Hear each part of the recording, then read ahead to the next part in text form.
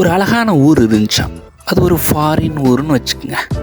அதில் பறவைகள், விலங்குகள், தாவரங்கள் சூப்பராக இருந்துச்சான். அதில் ஒரு பாட்டி, நம்ம ஊர் பாட்டி ஃபாரினில் இருக்குது. அதுலேயும் மரங்கள், நல்ல ஒரு இயற்கை சூழலில் வாழ்ந்துட்டு இருந்துச்சான். அதனுடைய வேலை பாரம்பரிய முறையில் படையை சுட்டு விற்கிறது.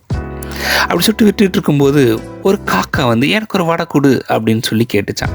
நீ உழைச்சாதான் நான் உனக்கு வடை தரேன், எனக்கு விறகுகள்லாம் எடுத்துகிட்டு வந்து ஹெல்ப் பண்ணுறியா அப்படின்னு சொல்லிச்சான்.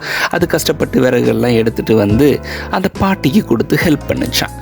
அதில் சந்தோஷப்பட்ட அந்த பாட்டி ஒரு வடையை கொடுத்து நீ சாப்பிடு அப்படின்னு சொல்லி மகிழ்ச்சியாக கொடுத்துச்சான். அதை எடுத்துகிட்டு போய் சாப்பிட்லாம் அப்படின்னு மரத்தில் அந்த காக்கா உக்காந்துச்சான். அப்போ நரிகள்லாம் வந்து காக்கா எனக்கு ஒரு பாட்டு பாடுறியா அப்படின்னு சொல்லி அது வாயில் இருக்க வடையை திருடுறதுக்கு முயற்சி செஞ்சான். அந்த காக்கா விவரமாக காலில் அந்த வடையை வச்சுட்டு பாட்டு பாடி அதை தோக்கடிச்சிருச்சான்.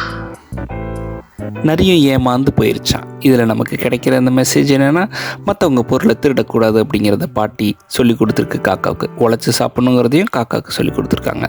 யாரிடமும் ஏமாறக்கூடாது அப்படிங்கிற விஷயத்த காக்கா நரிக்கு சொல்லி கொடுத்துருக்கு. தேங்க்யூ.